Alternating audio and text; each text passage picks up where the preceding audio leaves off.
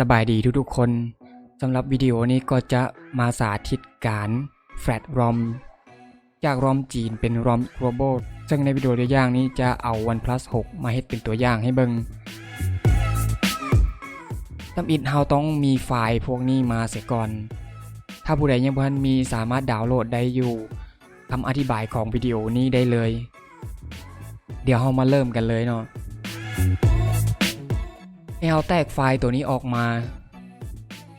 อันนี้จะเป็นไดรเวอร์ของ Qualcomm เนอะซึ่งมันจะบ่มีไฟล์ให้เราติดตั้งบนนี้แต่จะมาบอกว่าเราจะติดตั้งมันได้แนวใดแล้วสิ่งต่อมาถ้าผู้ใดยังบ่ทันลงไดรเวอร์ของ OnePlus ก็สามารถลงได้เลยโดยการกดที่ไฟล์ OnePlus setup.exe นี่แล้วมันจะขึ้นหน้า pop up ตัวนี้ขึ้นมาให้เรากดโอเคแล้วกด install ไปได้เลยแล้วกด finish ตัวต่อมาที่เราต้องเฮ็ดก็คือตัวนี้เมื่อเราดาวน์โหลดเอาไฟล์นี้มาแล้วให้เราแตกไฟล์ออก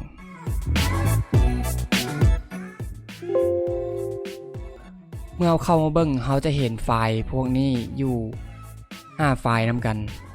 ก่อนเราจะมาเฮ็ดในส่วนนี้เรากลับไปเบิ่งที่โทรศัพท์ของเราเสียก่อนสำหรับโทรศัพท์ของเราแนะนำให้ซากแบตเกิน 50% หรือว่า 100% ก็ยิ่งดีและในโทรศัพท์ตัวอย่างนี้ก็จะเป็น Android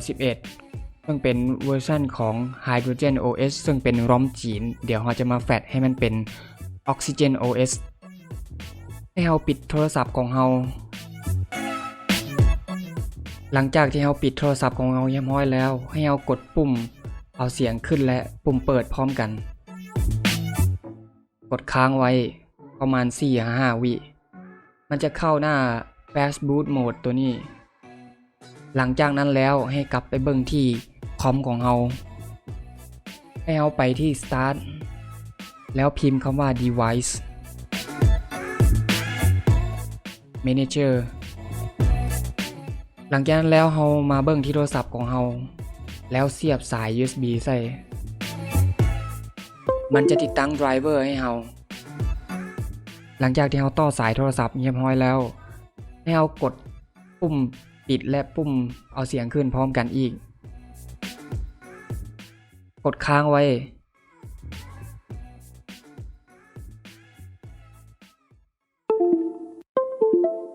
แล้วปล่อยหลังจากนั้นเรากลับมาเบิ่งที่คอมของเรามันจะมีตัวนี้ขึ้นมาพอร์ตตัวนี้ในกรณีที่ยังบ่ทันเคยลงมันจะขึ้นแบบนี้ถ้ามันขึ้นแบบนี้นี่ให้เราคลิกขวาใส่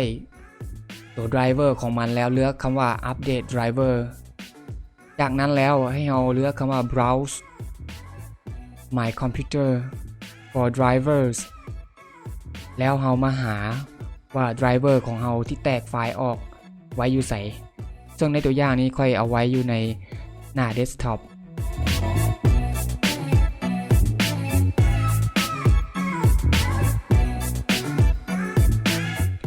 ก็ไปเข้าที่หน้าเดสก์ท็อปแล้วเลือกในส่วนของไดรเวอร์ซึ่งโฟลเดอร์ที่แตกไว้ก็คือตัวนี้หลังจากนั้นแล้วกดโอเคแล้วเลือก next มันก็จะติดตั้งไดรเวอร์ให้แบบนี้ถือว่าติดตั้งไดรเวอร์ตัวนี้สำเร็จเรียบร้อยแล้วให้เรากด close ได้เลย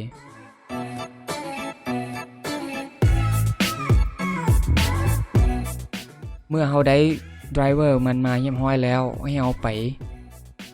เข้าที่โฟลเดอร์ตัวนี้แล้วเปิดโปรแกรม MSM Download to Version C ตัวนี้ขึ้นมาเปิดธรรมดาได้เลยเมื่อเราเปิดขึ้นมาแล้วเราจะสังเกตเห็นสถานะของการเชื่อมต่อขึ้นแบบนี้เนาะ Connected หลังจากนั้นแล้วให้เรากดคำว่า Start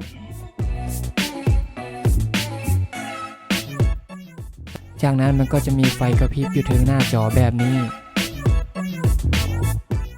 แล้วอยู่ในคอมของเราก็จะเริ่มทำการดาวน์โหลดซอฟต์แวร์หรือว่าเริ่มทำการแฟลชรอมให้เรา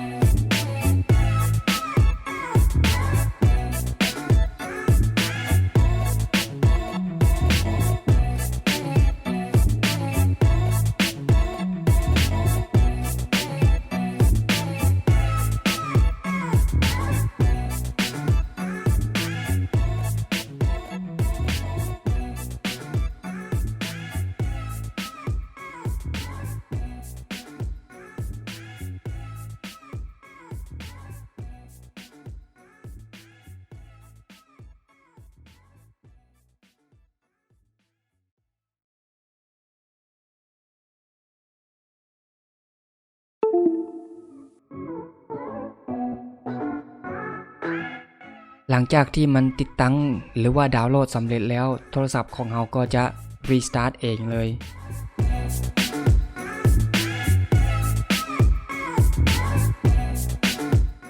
ในขั้นตอนนี้เราก็รอท่าให้มันบูตสักหน่อยเนาะ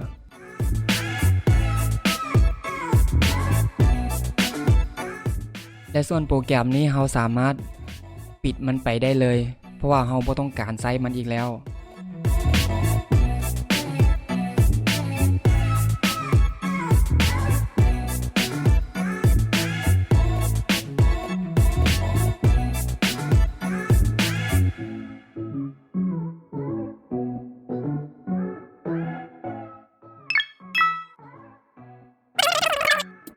ต่อไปเรามาเข้าสู่การตั้งค่าของโทรศัพท์เรา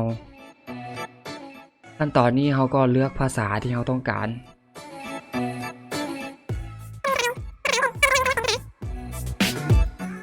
แต่ในตัวอย่างนี้จะเลือกเป็นภาษาไทยเลยจากนั้นแล้วเรามาเลือกคำว่าเริ่ม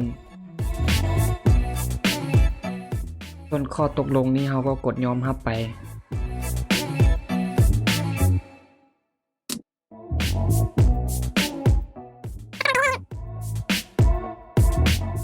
ในกรณีนี้บ่ได้ใส่ซิมมันก็เลยขึ้นหน้าแบบนี้มาให้เรากดข้ามไปเลยถ้าใครมีก็ใส่ซิมมันจะมาเข้าสู่หน้านี้มันสามารถต่อ Wi-Fi เพื่ออัปเดตข้อมูลได้เลยแต่ในตัวอย่างนี้จะขอตั้งเป็นแบบออฟไลน์ตัวนี้ถ้ามันขึ้นแบบนี้ขึ้นมากดถัดไปกดต่อไปปลดล็อกด้วยลายนิ้วมือเขาสามารถข้ามไปได้เนาะซึ่งการปลดล็อกลายนิ้วมือเขาก็สามารถเพิ่มได้จากหน้านี้ได้เลย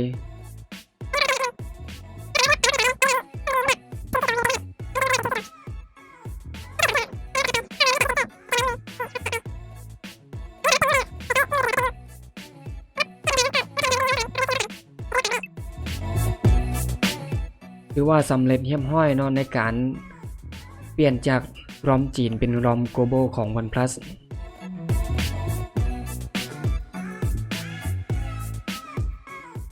ซึ่งไฟล์ที่เอามาติดตั้งนี้จะเป็น Android 10 อันที่จริงแล้วรุ่นนี้มันเป็น Android 11 แล้ว